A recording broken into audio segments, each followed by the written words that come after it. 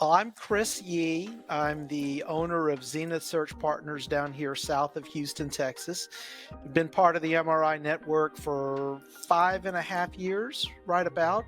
And we specialize in the chemical space, supply chain, sales, technical, and operations. And that's what we do. Okay, well, I'm Geneva Taylor. I'm the owner and managing director of Tellis Executive Search. I'm based in Indianapolis, and we focus on heavy industry, medical device, and general manufacturing, aerospace manufacturing companies. And we're working on engineering and supply chain roles in that space. I've been in with the MRINetwork for going on 5 years. We celebrate 5 years in a couple of months. Yay, woo! And I can blame Naseem Malik, who's also on this Zoom call or video call, for having me join the network. And I'm really glad to be here and know these great people. Really inspiring people to know. And one question I have for you, Geneva, this could be like a cool little video. So talk about what this can be like a video for when you do hit that 5-year mark. So just speak to that 5 years. What has it been like in MRINetwork? Just speak to that. Well, Naseem knows the good, the bad, and the ugly with me, I think. So I went through a lot of angst at first because here I am leaving a 30-plus corporate career, 30-year plus corporate career, and starting as a recruiter and having to do sales when I was a purchasing exec. So I was always on the other side of the table. And so it was not that comfortable because I'm imagining myself listening to myself when I was talking to potential clients, and I had to get over that. So the transition for me, it took a little while. I mean, fortunately for me, in 30 years, I made a lot of great relationships with colleagues, and they were some of my first clients. And they trusted me just by knowing who I was. So I would say 90% of my business is because I knew people. And I've grown because I've known people. And that's really something that Naseem really coached me about. I used to mentor him. Now he mentors me. And Naseem coached me and was like, they should want to talk to you. Look at all your experience. Look what you do. And I was like, yeah, you're right. Everybody should want to talk to me. So after getting over myself, and I always knew I was right for this career. I just had to believe that people would want to work with us. And even though I wasn't an expert in recruiting, I'm an expert in a lot of other things that they need that kind of support from. So. Oh, thank you. So yeah, I should just say what she said, right? How's that, right? That's my answer. So Naseem Malik, founder here, started MRA Global. I am coming up to my 9 years with MRI. In fact, started late May. So getting close to that. Based just outside of Chicago is where we are based. And we specialize, similar to Geneva, also in sourcing, supply chain procurement, right? So, and we're pretty much all across the board when it comes to from an industry perspective. So it doesn't matter if it's CPG, heavy equipment, pharma, med device. On the IT side, as long as it's within the procurement and sourcing space and some supply chain, we will definitely be able to play in that area. So, and similar to her, my background was also, I was in the corporate world for about half the time Geneva was. I was in there for about 15 years and in the procurement world. So, and what she said exactly is how my business started. Most of it, if not all of it, was from former bosses, people that worked with me, worked for me, that still liked me, and that's how the business grew, and being able to leverage those relationships. So awesome, and I'll dive a little too into that. So, how did you hear about MRINetwork? Well, I heard about it from another person. Well, actually, I heard about it from Tom Galvanic. Tom Galvanic is the owner of the Chatham Group in the Raleigh, North Carolina area. Tom was a recruiter who used to call me as a hiring manager and as a candidate. And he and I started talking, very similar to Naseem and Geneva. Tom said, "Have you ever considered being a recruiter?" And I said, "No, I'm not insane. Of course not." And literally 5 years later, he asked me the same question, and I said, "Let's talk more." And he and I both laugh about the 5-year delta that it took for me to say yes to entertaining the idea. So I heard about it from Tom. And from my side, I'll go next. Is I was started to do some due diligence. So the recruiters that I had worked with before, and I think Geneva would know some of them, like Marshall Antonio and a couple of others. They were FPC, a competitor to MRI. So as part of my due diligence, I was like, okay, let me look at the others too, right? I know FPC, so that's how I looked at MRI, and I believe there's one or two more. And then MRI was just clearly had the most resources at the time. They had the most amount of offices as well, and just seemed like a better structure, better setup, better support, especially as we're making the transition from corporate over to this world of recruiting. And I kind of said that Naseem talked me into it, but it wasn't quite so much like that. I was looking for, I knew I had a life after corporate America. I just didn't know what that life was. And it was one day, I remember it clearly, because I was just driving around. I get a call from Naseem. "What? You left? You didn't call me." And I was like, "Yeah, whatever." And it just so happened, the timing was perfect. They were having an exploratory day. They were having a conference in the area. Within a week, I went to that conference, got to meet some other owners. It was in Fort Wayne, Indiana, so it wasn't that big a deal to drive there and just meet with some people. And I did a little due diligence too. I was looking at other different types of businesses, but I trust my good friend Naseem, because I raised him right as a mentee. And I knew, and I could believe what he told me. So in the end, I give a lot of credit to Naseem. And I knew that he wouldn't steer me wrong, and he understood kind of the way I think and the way he thinks are similar, and understanding processes and resources. He had done the due diligence already, so I didn't need to do a whole lot more around the recruiting space. I just had to make that decision. Great answers. I have a question. So how was it like in those early days when you first started? I mean, it's a big transition, right? So you're going from, and both of you, and Chris, you were kind of corporate America in a way, right? So yeah, very for corporate. sure. I was too. Yep. So corporate America to recruiting, that's a huge transition. Tell me how it was like in those early days, just that transition. Can I go first? Go ahead. Sure. They tried to brainwash me. I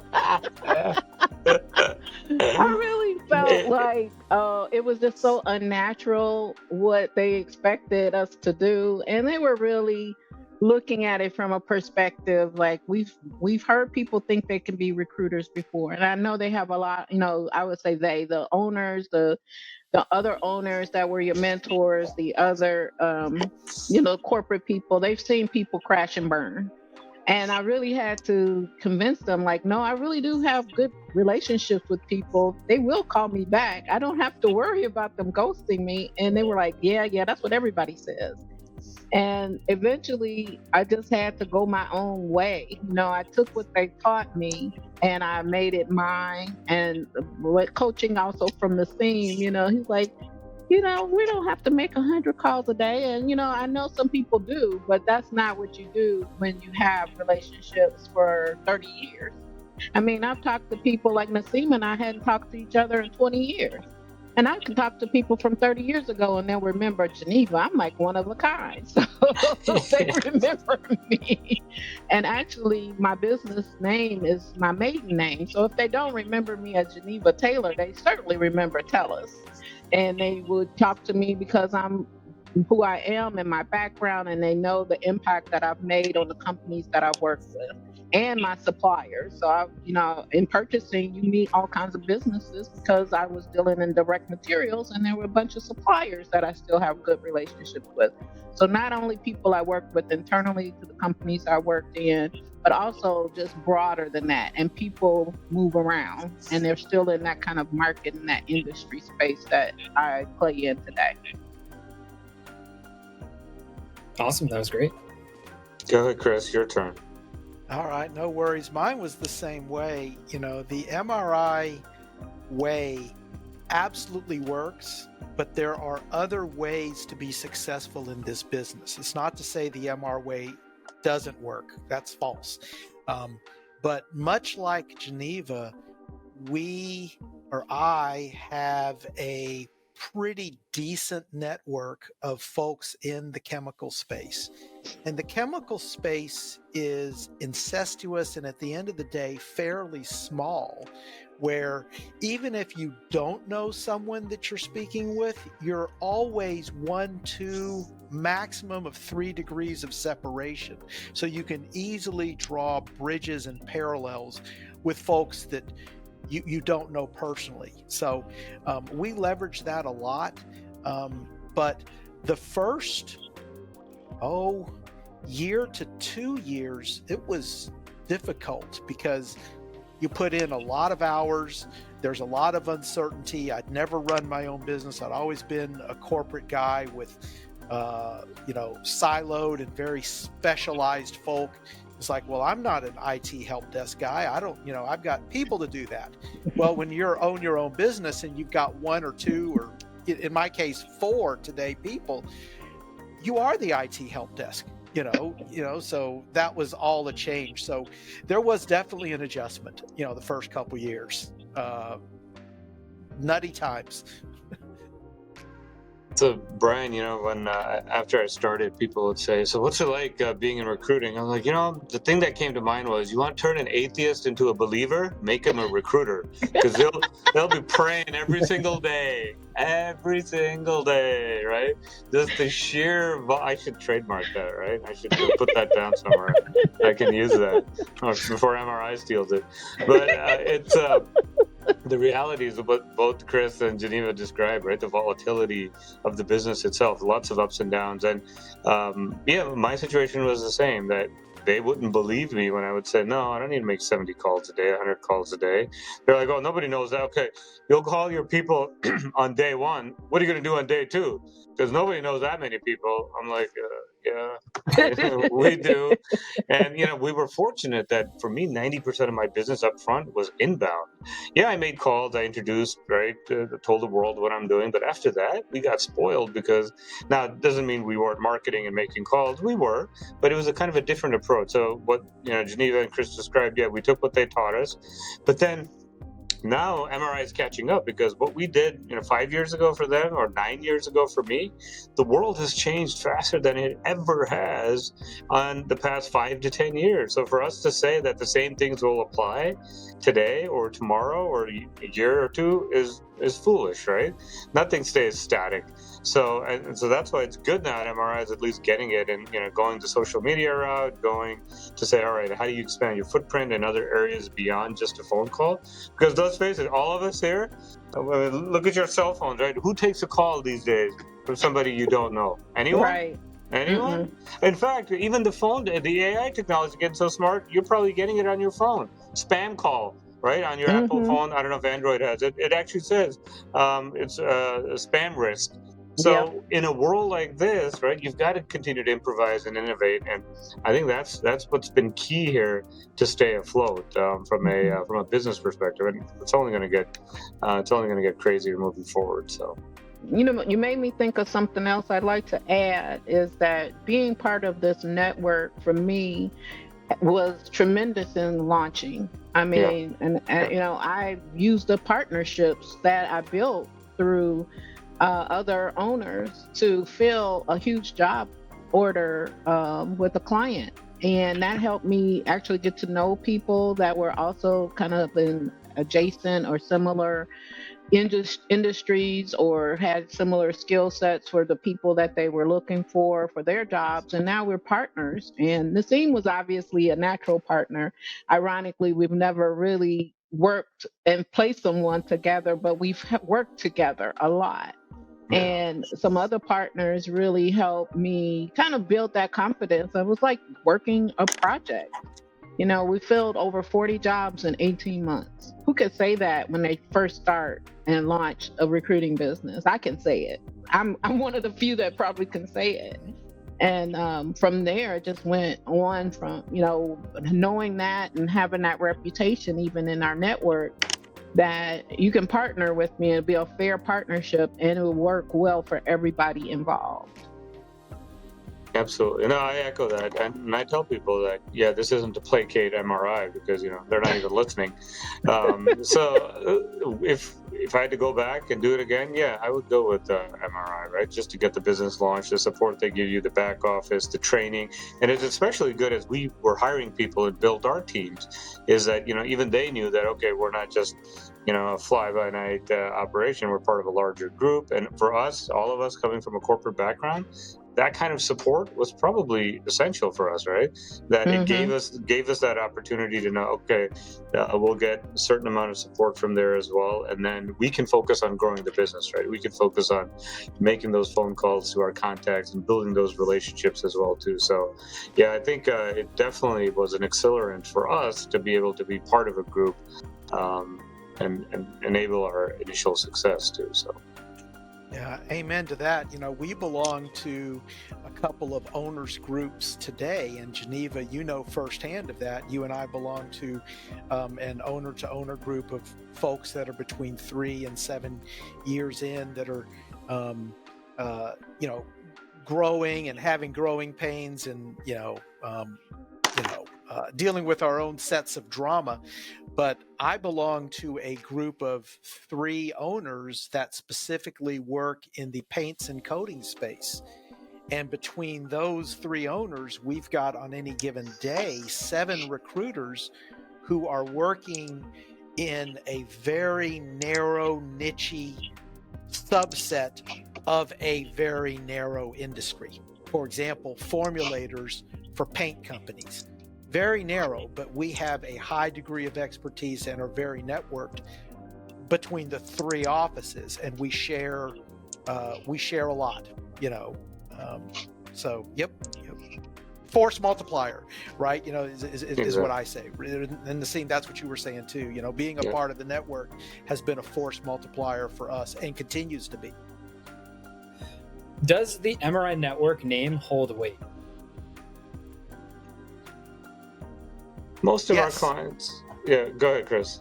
Yeah, I would say yes. One of our clients right now that we're working with and have had multiple permanent placements and contract placements with them actually negotiated with MRI contract staffing direct for both contract and permanent hires.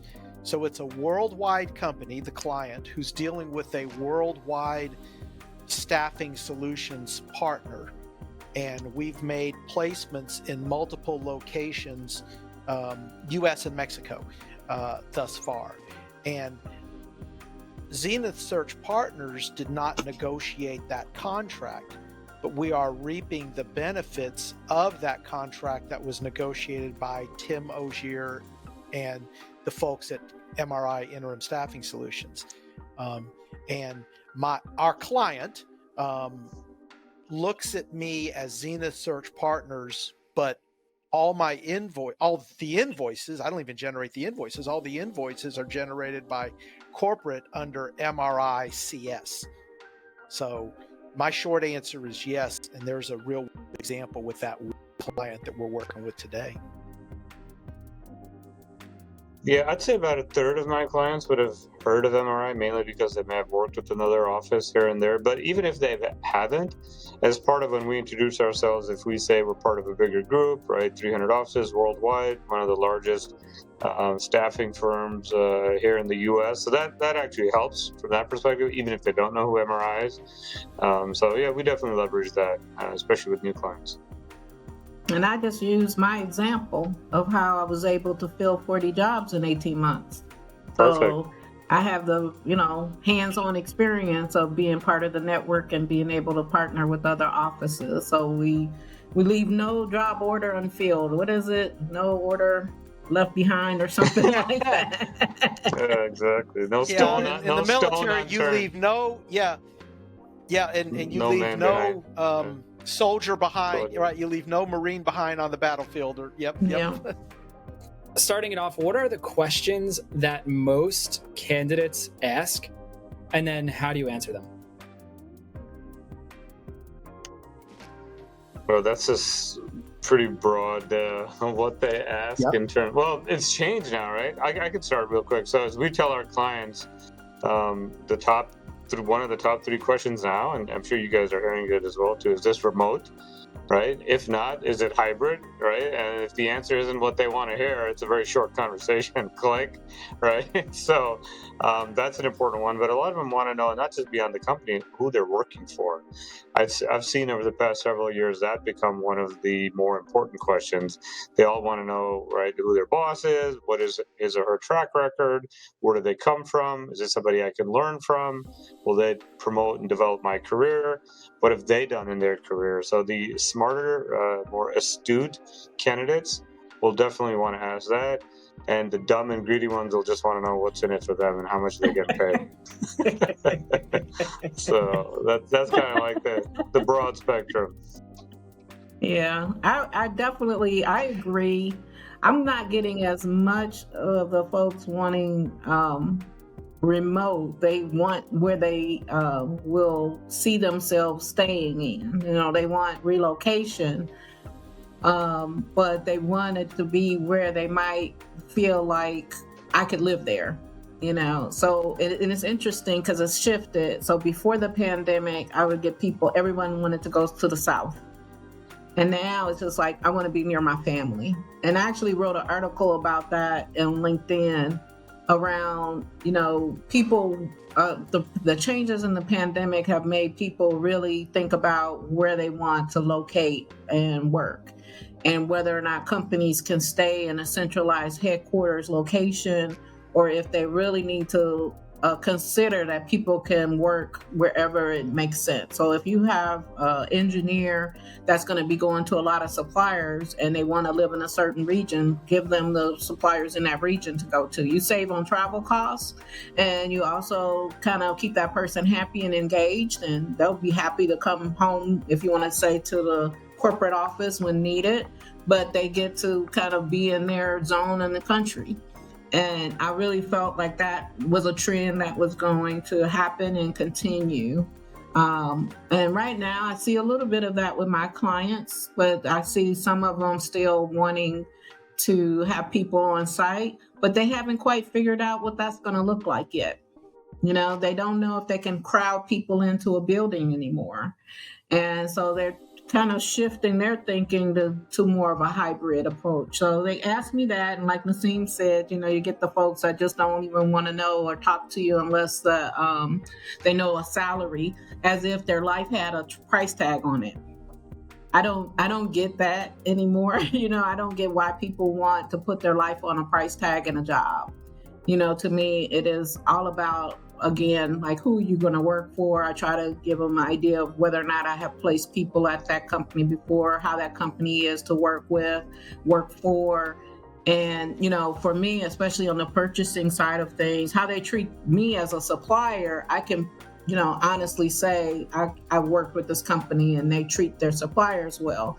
And for purchasing people, that matters.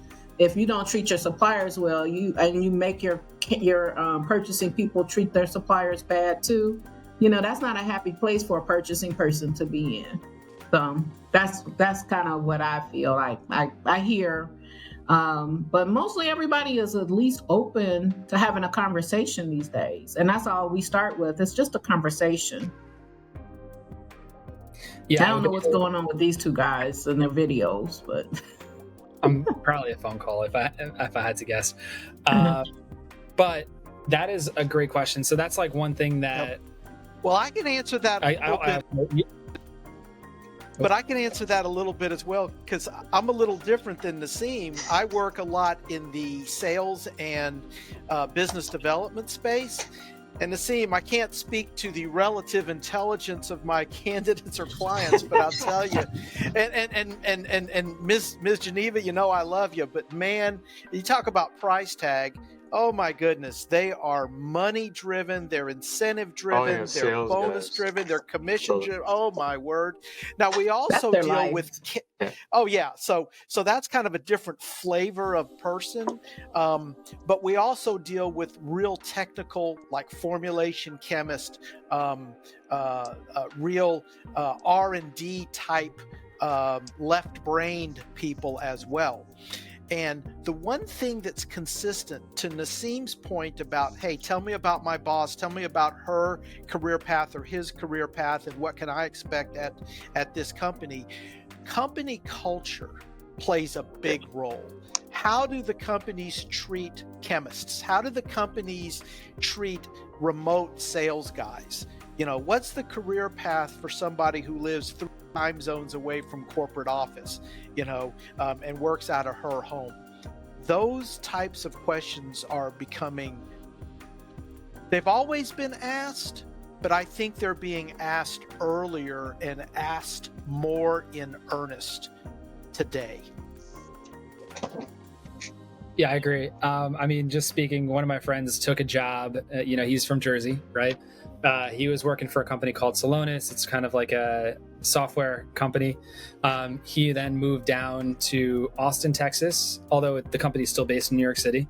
And now he's in, San Antonio, Texas. But like, he's fully building a sales enablement team, like remotely. Like, this is something that would never have happened before the pandemic. Like, I remember he was interviewing before the pandemic, and they're like, yeah, you got to like come in. He probably interviewed for like a year on off until he made the jump. He declined it a couple times, but he's like, nah, I want to be fully remote.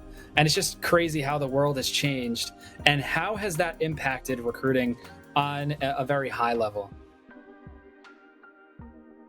Well, I think we've all have had or do have remote employees. So from that perspective, I've had a couple of different remote employees, and it doesn't, in our world too, I've worked remote. You know, you can work wherever you go. My team, we joked about needing to get away and go work somewhere else. You know, let's go to Florida and work there for a week, you know, just to get away. So for me, the world of recruiting is anywhere. I mean, I really enjoy it. So I don't even mind. I don't feel like it's even work sometimes when I'm doing a little bit of coaching or conversations while I'm sitting at a pool somewhere, which I hope I can do that soon. But, you know, it's enjoyable. It doesn't change much to me. I know there are some offices that are kind of more stern about people coming in, but I think like one of the offices I trained in, if you're a high performer, this was like 4.5 years ago. If you're a high performer, they didn't have to come into the office. So it's kind of a badge or something that people can earn, but now it's almost, you know, it can be done. I do have my team come together. So now, it's a small team. It's only 4 of us. But like I said, I have 1 remote employee. But when somebody's training, there's nothing like being on site and being able to overhear conversations, especially if they're new to recruiting. So from my perspective, the recruiting world is, you know, you earn your stripes to do and get more flexibility. I don't know if that was even your question, but that's what I have to say. That answered it perfectly. I mean, I agree. I think when you're first learning something, it's being in the office, hands-on, talking with like your manager or whatever. Just like that definitely does help. And then, you know, as you get skilled and as you have it all basically down pat, you know, then it's like, okay, I can do this from home now, right? So I do agree with that. So I have 3 more questions, maybe 2. So one, this is kind of going back. What is the biggest surprise that you've had as a small business owner?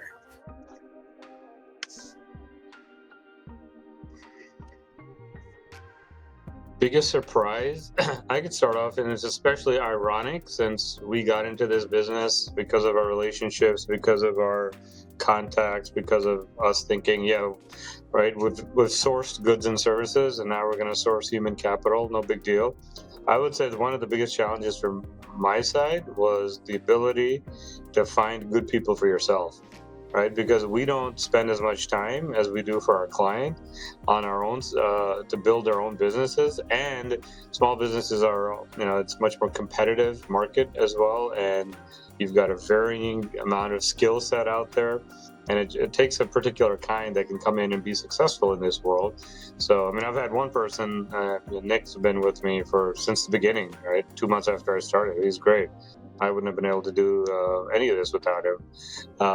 And then over the years, we've had 3 or 4 really good hires, but they've lasted maybe 2-3 years at the most. So I think that's the biggest surprise for me, is how hard it is to be able to find long-lasting talent for yourselves. Chris, I'll let you go. Yeah, piggyback. James said, You're cutting off, Chris. and it's ironic. Someone who, sorry, Yeah, I don't know. You're breaking And up. that was a bad frozen face. Yeah, now He's you're stuck. now Okay, Chris. Oh, That was even sorry. better. Gee, Uh-oh, now it's a scary face. Okay, let me go. I'll go. All Chris, right, you get G. your internet together. You I'll go. go. a little bandwidth. So I would say the biggest surprise for me has been, it's been so much easier to network outside of being in a corporate world, and I've met so many interesting people being in my own business, and I'm just more amazed of how much I've learned and met new other small businesses and just other people in general. And I'm not, for me, it was kind of like, you think about being in a corporate environment, 2 companies I was at for 27 of those 30 years. So I was kind of heads down, all about that company. But now I have the whole wide world opened up to me. And it's just been wonderful. People say, I get 2 things that happen. Either people will say, everybody, or they'll say, or other people will say, how come I don't know you?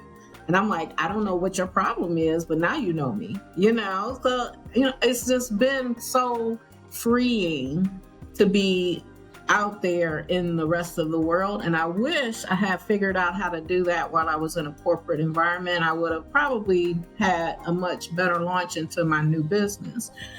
The other thing that's a little kind of surprising is through this pandemic, as a small business, just being able to get resources I never would have paid attention to, and knowing that they exist, grants, and just helping trying to get PPE, not PPP, we get that too, but PPE, and just, at least in Indianapolis, the resources I get through being part of the Chamber of Commerce, I never would have thought of anything like that. And I didn't really pay attention to it until the pandemic. And I haven't been let down.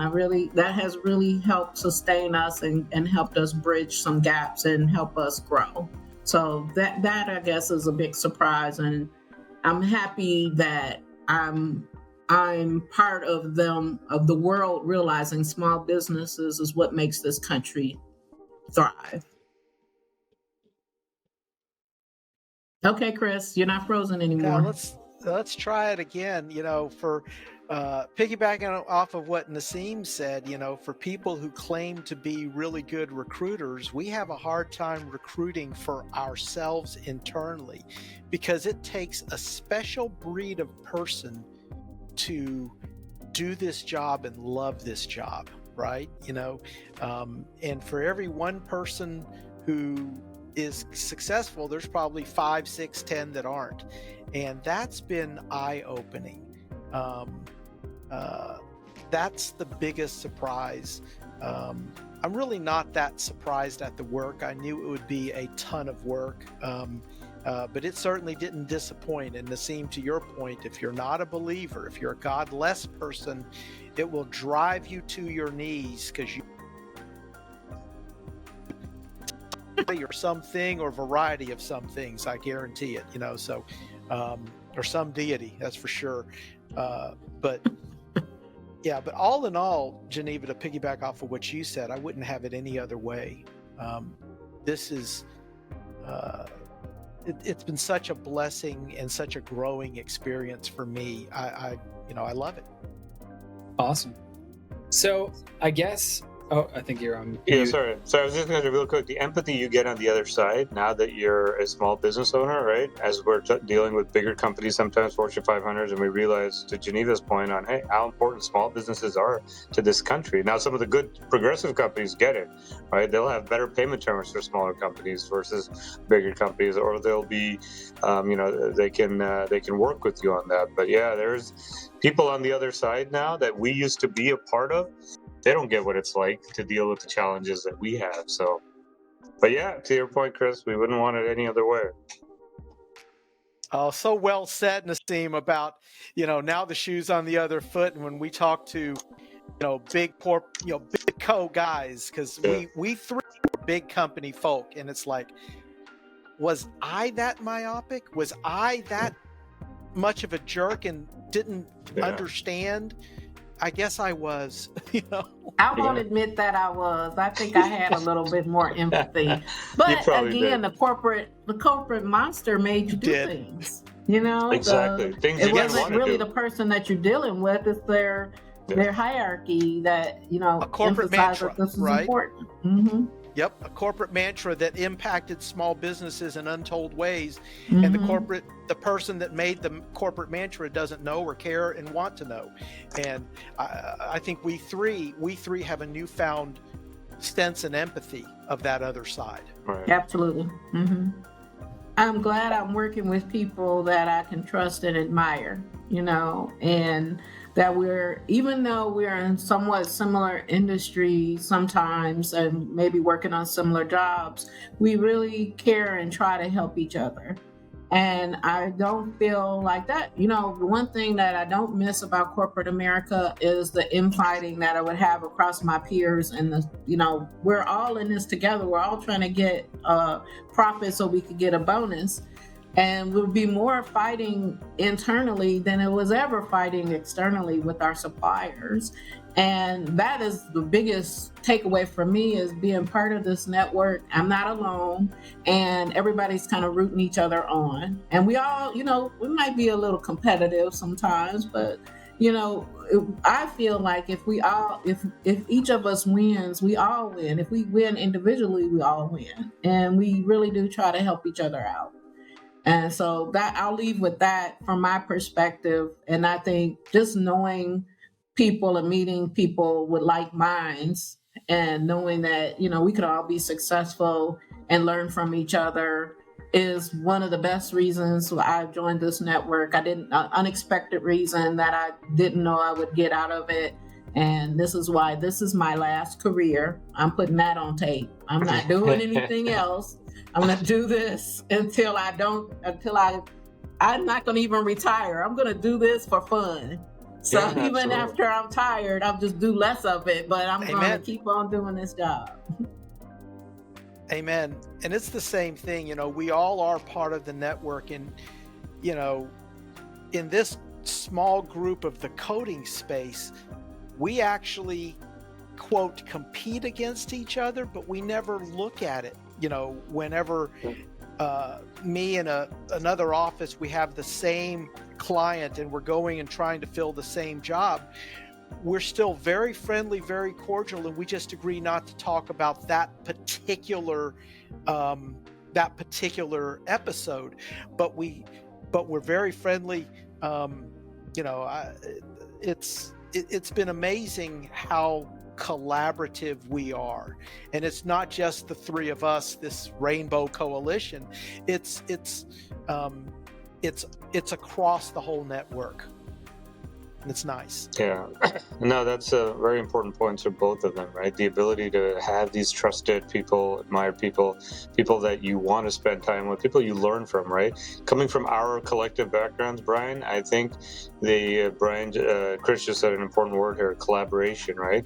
Is very important, right? We want to be able to share best practices. We want to be able to do knowledge sharing. It's unlike other people that are, frankly speaking, maybe a lot more successful than we are in the network, right? They come from traditional sales sometimes. They may not even have college degrees, but they're killing it, right? They have their own style, and it works for them. People like our background, right? I think we find the ability to collaborate with trusted partners and friends, and to have that kind of best practice sharing is an important part of us, because that's how we grew up in the corporate world, right? And that's how we knew we can be successful. So, that's part of the beauty of being able to work with such a broad group of owners out there with such a distinct style and skill set. I like it. It's a good forum, right? If you guys want to do this, I don't know, quarterly, pick a topic, right? If there's one or two things you want us to discuss, you could get some good social media traction out of this. Like you said, you can write articles off of this, you can tweet about this, you can, put a couple of clips out there and just start a discussion. You put it out there, and I think Geneva and we can chime in as well. And kind of build off of this. So I think you guys are onto something here. Absolutely. Oh, I'm there. I'm it's open to that. No, but I mean, you guys are so cool, and I'm just happy that. Well, I always knew I had Naseem in my corner, but then I met old crazy Chris, and we got along too. So it's just been great. I mean, the people that I'm really. I mean, these are our friends. These are our friends. Yeah. So I mean, everything is possible. I feel like anything and everything is possible, and we all can be successful in our own right. And if we're ever struggling and need some help, we can call on each other. So that's what's been just absolutely key. And we've all kind of been in a different what you want to call valleys and highs, and so. Just keeping each other positive and motivated. Naseem I probably called and almost cried on Naseem's shoulder a couple of times, and he told me to get over myself. So that was always helpful. Then he said something nice. After he told me, get over yourself, he said something nice. That's funny. Yep. But Chris, I have criticisms that everybody in my office talks about too. They talk, my account exec right now saying she's not going to take a shower until she makes a placement. I said, don't be like a Chris. Don't be like a Chris. Now, do say, I'm not changing my clothes. I'm not changing my shirt until I get a placement. I told and her if she that's can't not come in the until 3 office weeks, and she's going to act like you.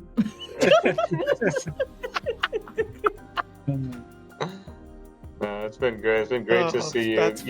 Yeah, it's been great to see you guys do so well, grow your businesses. You partnering with Terry, I think that was awesome, right? He's such a great guy. Where is he? Drag him into these next time too.